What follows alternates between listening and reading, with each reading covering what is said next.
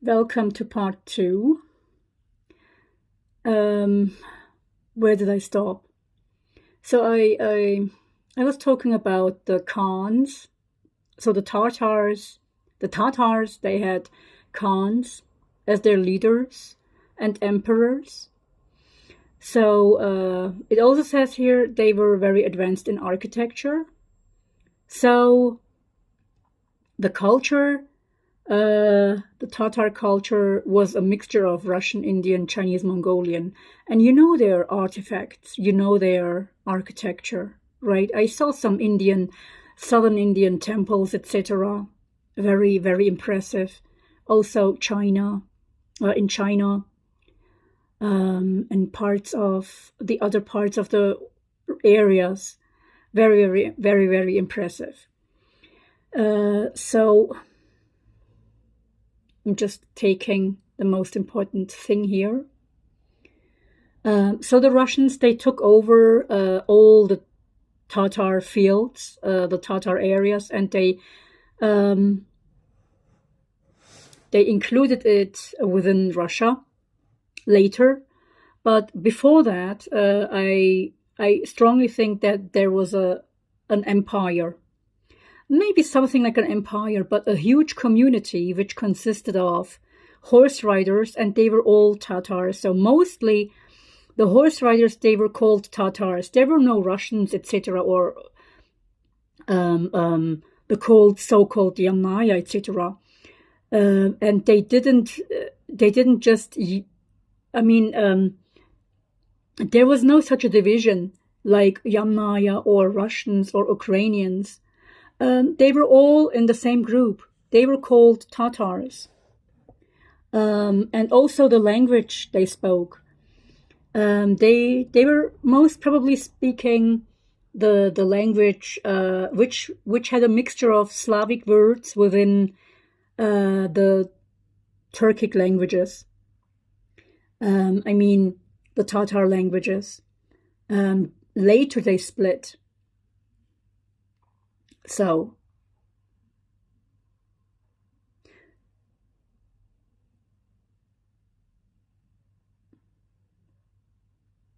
and their beliefs, as I said, Buddhism, Hinduism. If there were Indian peoples among the Tatars, I'm sure they believed also Hinduism as well, or closed things. But mostly people were Tengriists there, starting from animalistic beliefs. If you consider the ancient North Eurasians and the ancient North Siberians animalistic, they later practiced Tengriism under shamanistic beliefs. And towards the South and Central Asia and East Asia, people worshipped Buddhism and Hinduism. So, yes, here you see the map again. Huge. So sorry. Huge. Here you see it comprises, I'm sorry, it comprises Finland, all over Russia. I mean, older Russia. Yes, the areas from the North Pole until China. So China was actually smaller than today. It didn't include India. Here, Tataria doesn't include India, but you see the effects. It is all over Central Asia, parts of Pakistan here, and all this. It has not just Central Asia in the center. It has a huge area which had the same culture. It had a similar effect. And here you see the islands here. And what was stunning here, India is not very affected by it, but here the island. Not sure about that. I strongly think India was also affected by it because of the Sumerians here in those lands, and the Sumerians, they lived here. So the Sumerian must have affected also the part here, the Iranian part and the Indian part here. Okay, but they were not under the Tatars. So here it was a bit different, if you consider the vocabulary, because we have here also Semitic influences, right? So the Semitic influences, they here and here, they affected this part. So I wonder how Anatolia was excluded from this part, because Anatolia, yes, as today, you see here that Turkish is closer to this part. I mean, the Central Asian people, the Tatars, etc., and also Europe, the Balkans, and Eastern Europe.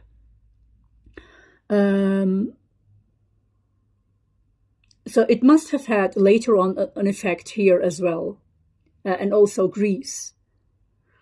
Yes, interesting. I also think China got a little bit affected by it, especially the north of China, because I think in my previous video I talked about the north of China being affected by the ancient North Eurasians. So parts of China also were affected by the ancient North Eurasians. So here I would like to continue with my, yes, so this is the most important part. My hypothesis is the birth of languages. It started here. You see this place, the ancient North Eurasians. So the richness of vocabulary started here, with most of the Turkic vocabulary which derived here. And here there was the Slavic proto-vocabulary. So the ancient Siberians, I think they had the Germanic words, the Scandinavian words, and the Russian words.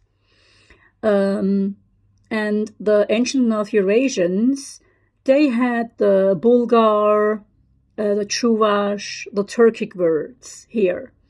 And it was a subject-object-verb language. Like the ancient North Eurasians, like they had, China and parts of Japan here. So East Asian, of course, they had a subject-object-verb language, which is now Mongolia. So in Tibet as well. And also, I think that China was also affected by the ancient North Eurasians, but not all China, because I think they also have a Homo erectus effect here, like in India. So India and China, partly I would put into Homo erectus, because there were some fossils found here. And here there is the Denisovan and Neanderthal. So the ancestors of the Neanderthal and the Denisovan, the Mongoloid Denisovan, was here somewhere, right? And they spread. They had their languages here. So what I want to say, also the Finno-Ugric languages, their ancestry was, I think, here somewhere. The Ugric languages, the Finno-Ugric languages. I mean, not the languages, the vocabulary here. And all this was under the umbrella term, the Tatar languages.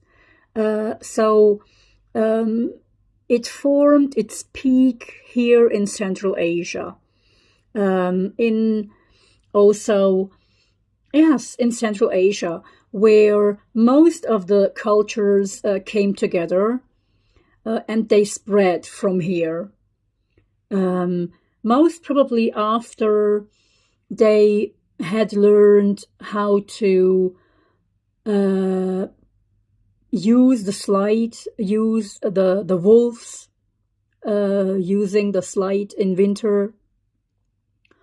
having their wolf herds, carry them everywhere. And especially with the horses now, I have to tell that Tocharian was actually a part of the Finno-Ugric and Tatar branch, which started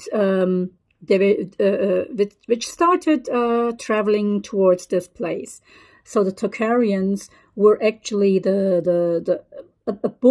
branch of the Bulgar, a branch of the Western, today's Western Turkic tribes. I mean, which formed later on the chuvash in Western Europe. Sorry, not in Western Europe, in Europe. And so the Proto-Bulgars, or the Tocharians, with their the effect of Slavic, or let's say certain blend of vocabulary here, but they were still Tatars, I think. They were still Proto-Bulgars and Proto-Chuvash people, which came towards this region and mixed with this part here. I also think they later got into touch with, say, they went towards this place here, and this branch, and also, I mean, they went everywhere from Central Asia, so they must have also gone to Anatolia, right? And here we have the most influential part here when they started going towards Europe, towards Anatolia. So they were, again, the ancestors of the Tatars. So, today's Tatars, I mean. So imagine,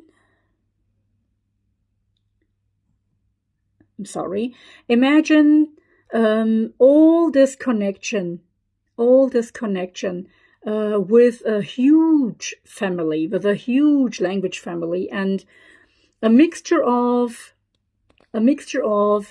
Slavic words, Finno-Ugric words, Ural-Altaic words in the ancient Tatar language. So the Tatar language is the oldest language. That's what I think. So it has all its effects here because all these parts are Turkic. If you look at the Kalash people, the Kalash tribe, they speak a Kalash language. So I made a research on the Kalash language, and it said it's a Turkic language spoken in Iran. So here somewhere must be the Kalash. Maybe the Kalash can be also a continuation of the Tocharians here. So because they very much look Tatar, they look Bulgarian-like, they look Chuvash-like. So very European features. And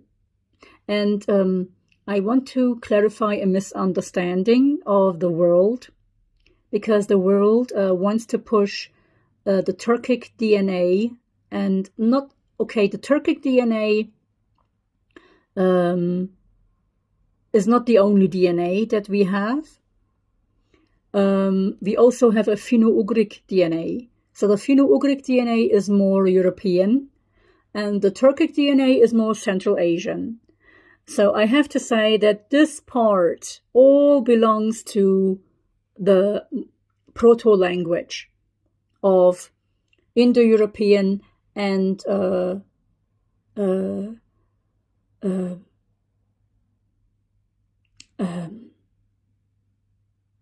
I forgot. So sorry. And the Euro-Altaic language. So, but which was dominant? The dominant form was the subject-object-verb language, the Proto-Tatar, the Proto-Turkic, the Proto-Tatar language. And here, some tribes, they also spoke Slavic, Russian, German, things like that. I mean, parts of their languages here. And they took their vocabulary down here because Central Asia was the melting pot, as I said. So here, they must have also gotten into effect with Persia and with the Semitic languages, because the Semitic languages, they affected Persia with the vocabulary.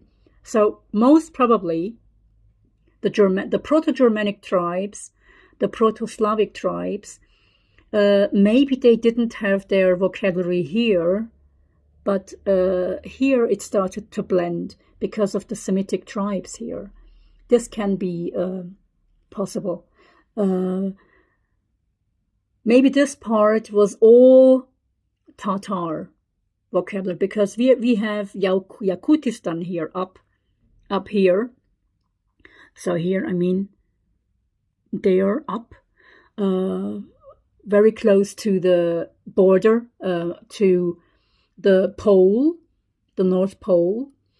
So I don't think there was actually a Slavic vocabulary there. Now I think that the Slavic vocabulary started somewhere here with the Semitic vocabulary. The Arabs, the Proto-Arabs, the Proto-Jewish communities took with them. I mean, brought with them.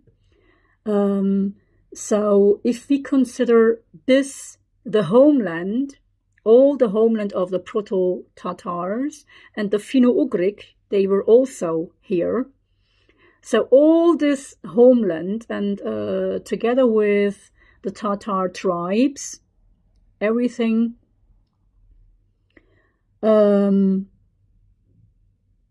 had a blend here. So Central Asia. So the Semitic tribes, if they affected their languages with the vocabulary here, and southern India here, because here there is the modern human. The modern human is also here. So here there is a mixture of vocabulary, of Slavic vocabulary, most probably. So maybe Russian and the Germanic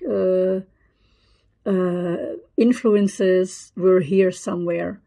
And yes, it must have been because of the Semitic influences. And maybe the Proto-Jews had a certain effect on the vocabulary. And it changed here. So most probably here somewhere Slavic vocabulary got into the language and it split somewhere here. So, yes. So part of Slavic languages it spread later. So the Indo-European went here and Persia here. But in root, the style, the structure didn't change. So it stayed subject, object, verb. Normally, Semitic languages have subject, verb, object. So it changed in Europe. I even know that Old Greek has also a subject, object, verb effect. Now, we have to distinguish between Indo-European languages, and we have to distinguish between the Turkic languages or the Tatar languages or the yes, the Tatar languages, the Turkic languages, being under the effect of the Semitic influences or the Slavic languages. So I personally think that the Sumerian languages here, and later the Hittite languages, and also the Anatolian languages, they were under the effect of the neighboring regions, but they never changed the structure of their language. It always stayed Anatolian.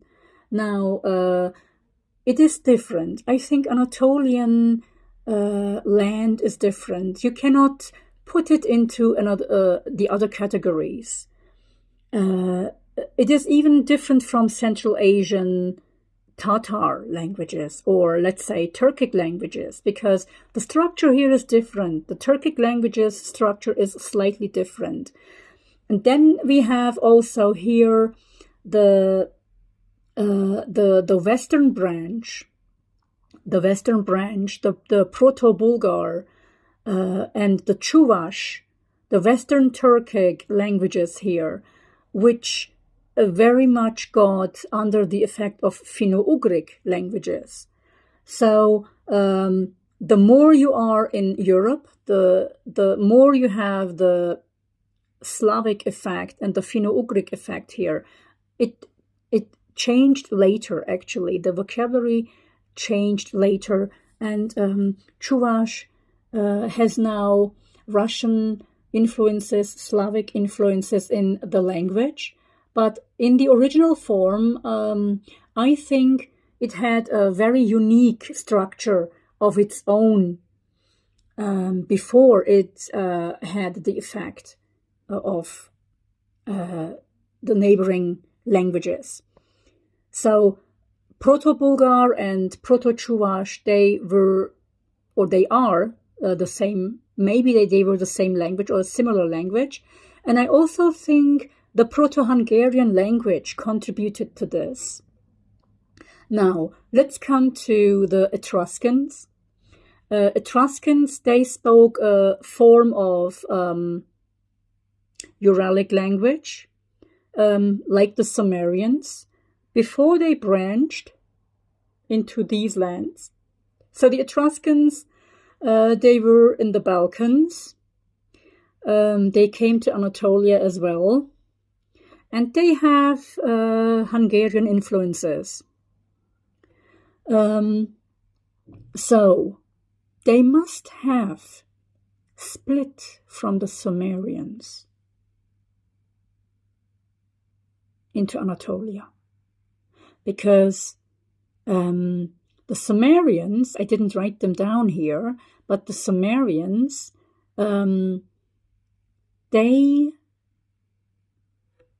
they came from the Urals. They had Ural-Altaic, or maybe they came from Central Asia. Actually, it is the same area, right? It is the same area. I mean, a wide area. And so they went further east to Iraq. No, this is west. So they went further west to Iraq, and they settled down at the Fertile Crescent, where Syria was, towards that region. Okay. And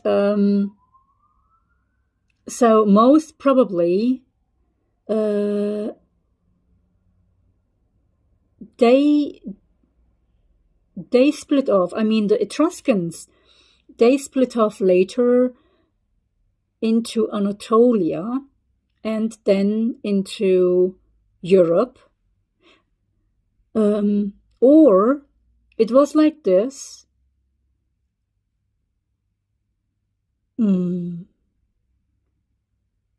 They were already here somewhere, together with the Hungarians and the Bulgars and the Chuvash people and the Romans. I mean, the Romansh people. I mean, the Proto-Romansh people,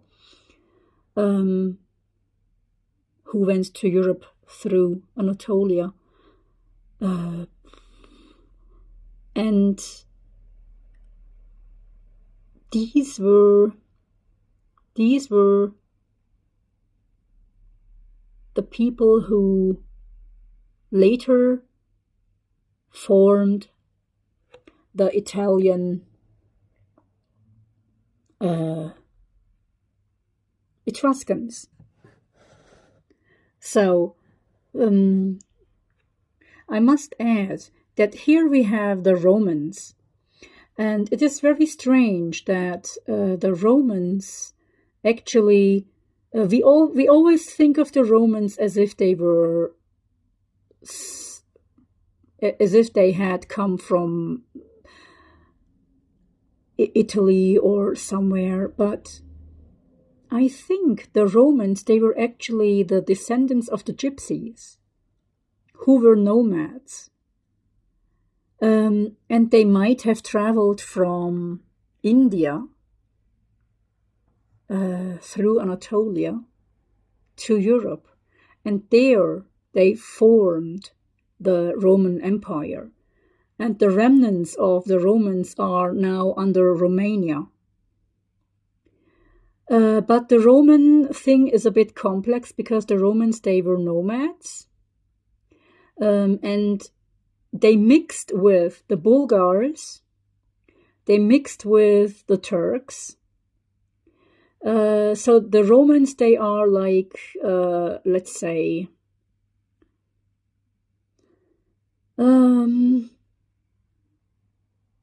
I cannot describe them because they have a unique structure. I mean, they are very musical.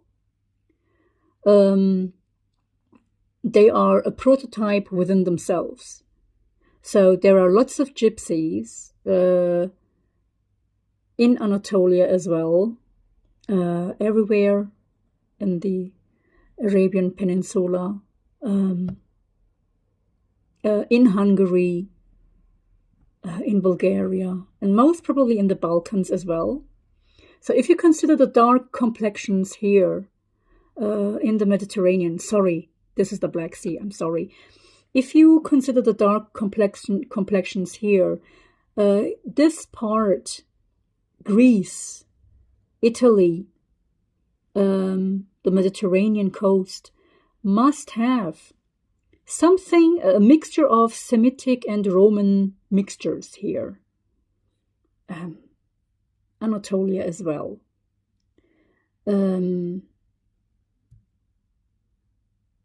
So, where does Turkic end and where does Roman begin? Where does Indian end and where does Roman begin? Does Tatar include the Gypsies? No. Does Tatar include the Bulgarians? Yes. Do Bulgarians include the Romans? Yes. So the Romans must have mixed with the Tatars, with the Bulgars, but the Tatars don't have the Romans within themselves. So somewhere where the Bulgars, somewhere, oh God, I don't know where, but they mixed. And why didn't I write Indo-European here, but Slav? Because I think the Indo-European languages are actually Slavic languages. And the Slavic languages, I think we should separate them into Turkic and Slavic. I mean, all the languages.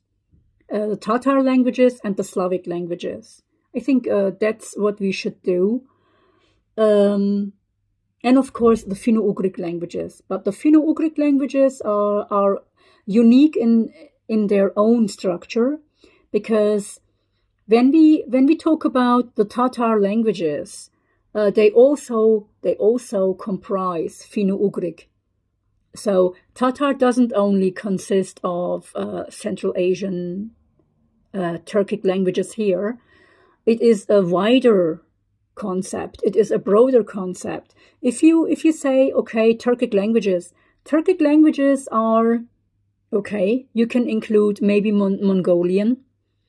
You can include Central Asian. You can include parts here of Turkic languages. And maybe chuvash. Okay, but if you say Tatar languages, it comprises all this area, the Finno-Ugric, even the areas of the Russian plain, and the Russian people. They are partly Tatar, so it comprises a whole area, even towards West Asia, and even Anatolia. And I think also there were some, also Tatars came here before they mixed with the Semitic tribes here in Iraq, Iran, and parts of Syria in the Sumerian times.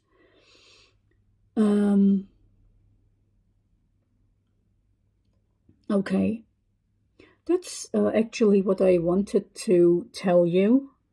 I hope I made myself clear. It is a complex thing, actually. So, to summarize, first we have ancient North Eurasians. Most of the Turkic vocabulary, the Tatar vocabulary, stems from here, Siberian, let's say. We have here the Siberians in their own, together with some Slavic languages. Tribal languages here, let's say Proto-Russian, Proto-German, Proto-Scandinavian, etc. But mainly Tatar.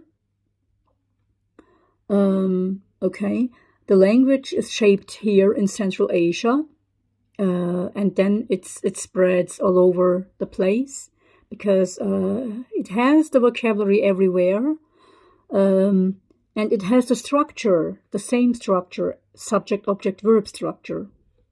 It keeps the structure. With the Semitic tribes, West Asia comes into the influence of Persian, Proto-Persian, and let's say Slavic and Semitic vocabulary. So here somewhere the Russians, Proto-Germans, Proto-Russians, Proto-Semitic mixes up the vocabulary. And also in the Tatar languages, we find this vocabulary. So the Romans are splitting off here. They are nomads. They mix with the Bulgars. Most probably they mix here. And they go to Europe. They travel to Europe. So even the Russians, the Russians mix with the Bulgars then, and they become Slavic later. So the original form of the Bulgars is actually Turkic, but later they become Slavic. Or we can say there are two branches of Bulgars. One of them stays Turkic, and the other becomes Slavic later. But in the original form, they are Tatars. So here it is the question of Tatars and Proto-Tatar.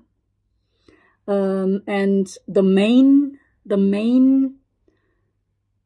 people, the main tribes were the Tatars. The main languages was the Tatar language, the Proto-Tatar language, which was also spoken after the ancient North Eurasians split. it was widely dominant in the area. And the Slavic languages, you call them, or some call them, or most call them Indo-European languages, they derived later on, especially in Europe. I don't count these actually Indo-European languages. I mean, here, India, or also Persia, because they have the vocabulary. Yes, that's true. But they share very many features with the Central Asian languages. I mean, the subject-object-verb structure. And we have lots of vocabulary common with Persian, especially Persian, and also Greek. So, but now I think Greek has shifted to subject-verb-object. So yes, we can say that subject-verb-object has become a Slavic language. It is a Slavic language, but Persian isn't, because Old Greek and Old Persian was very similar. So I think also Anatolian was similar to Greek and Persian. And it wasn't that different if you consider their languages. The vocabulary, yes, it changed. It took influences from the Semitic vocabulary. It took influences from the Indian vocabulary, etc. And also from the Russians, etc. So lots of vocabulary got fused within the language. But if you consider the root language, it is actually not very different from Old Greek and Old Persian. I mean, the Anatolian languages. Okay, last I want to say that the Anatolian languages are unique in its features, because we cannot call them Proto-Indo-European, neither can we call them Turkic, because they have Turkic features, that's right, but they also have a very unique fusion of the vocabulary around, from the Caucasus, for example, from West Asia. They have the most fascinating structure, or let's say the most fascinating blend. They have also influences from the Balkans, from the Caucasus, the Balkans, from West Asia, and unfortunately I have to say it, but also Arabic. So it is a blend of vocabulary here within the Turkish structure. You call it Turkish. And another thing, last, I want to say that when the Seljuks arrived to Anatolia, what they faced is actually not a very different structure of their own language that they were speaking. I think it was they were able to understand each other with the Byzantinians and the Armenians.